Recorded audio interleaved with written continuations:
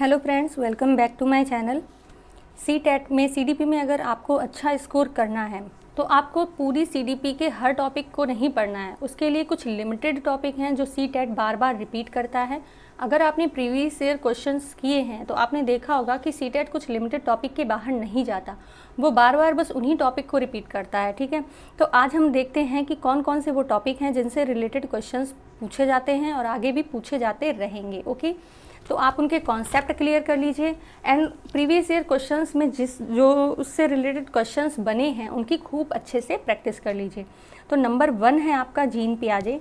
तो जीन पियाजे में जैसे कि आपका स्कीमा हो गया, ठीक है, उसकी स्टेजेस कितनी हैं, स्टेजेस की एज लिमिट क्या है, एकोमोडेशन क्या है, एसिमिलेशन क्या है, तो ये सारी चीज़ें आपको पता होनी चाहिए कि जीन पियाजे ने कहीं हैं और इनको ये होती क्या है। ठीक है, नंबर 2 है लेव वाइगोत्स्की का सिद्धांत। क्या है इनका सिद्धांत? सामाजिक सांस्कृतिक सिद्धांत। ठीक है, तो वो भी आपको पता होना चाहिए कि निज भाषा को किसने ज़्यादा महत्व दिया है। निज भाषा से रिलेटेड क्वेश्चंस भी बहुत पूछा जाता है। आंतरिक भाषा की एज लिमिट क्या होती है, तो ये सारे लेव वाइगोत्स्की के पार्ट हैं, तो उनको भी आपको पता होना चाहिए। ठीक है, थर्ड है आपका हार्वर्ड गार्नर का बहुबुद्धि सिद्धांत कि गतिकीय बुद्धि किसमें होती है, सांगीतिक बुद्धि किसमें होती है, कितनी बुद्धियाँ हार्वर्ड गार्डनर ने बताई हैं, ये भी आपको पता होना चाहिए। ठीक है, नंबर 4 है लॉरेंस कोलबर्ग का नैतिक विकास का सिद्धांत। ठीक है, कि नैतिक विकास का सिद्धांत किसने दिया है या लॉरेंस कोलबर्ग ने कौन सा सिद्धांत दिया है, इसके कितने चरण होते हैं, कितने लेवल इनके होते हैं, इस तरह से क्वेश्चंस बन सकते हैं। नंबर 5 है नॉम चॉम्स्की। नॉम चॉम्स्की में क्या है कि एलईडी महत्वपूर्ण है कि एलईडी की फुल फॉर्म क्या है, एलईडी होता क्या है, यूनिवर्सल ग्रामर की अवधारणा किसने दी है, इस तरह के क्वेश्चंस नॉम चॉम्स्की से बनते हैं। नंबर 6 है डिसेबिलिटी यानी कि अधिगम अक्षमता। कौन कौन सी सबसे ज़्यादा डिसलेक्सिया पूछी जाती है, डिस्ग्राफिया, डिसकैलकुलिया, कुछ लिमिटेड ही हैं जो ज़्यादा से ज़्यादा पूछी जाती हैं। इसमें जैसे ADHD हो गया तो उसकी फुल फॉर्म पूछ ली जाती है। नंबर 7 है जेंडर रूढ़िवादिता। जेंडर बायस की बात बहुत ज़्यादा इसमें कही गई है।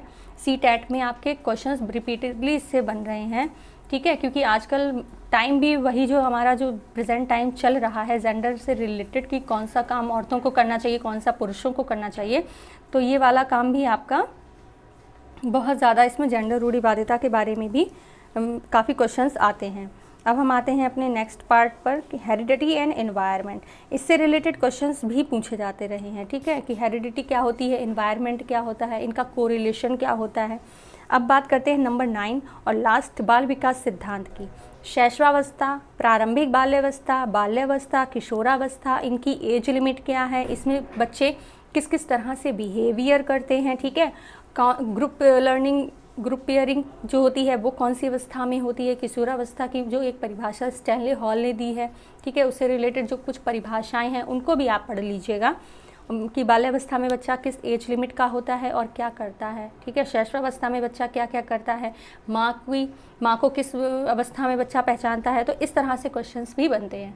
तो अभी हमने आपको जो इम्पॉर्टेंट टॉपिक बताए हैं, आप बस उनको अगर अच्छे से कर लेते हैं तो भी आपका जो पेपर है वो अच्छे नंबरों से क्वालिफाई हो जाएगा। अब हम ऐसे ही जो सीडीपी के प्रीवियस ईयर क्वेश्चन हुए हैं वो स्टार्ट कर रहे हैं, यूथ पब्लिकेशन के क्वेश्चन पेपर हैं वो, तो आप सभी उन पेपर्स को देखना ना भूलिएगा एंड बने रहिए ऐसे ही और इम्पॉर्टेंट अपडेट के साथ में। Thank you so much.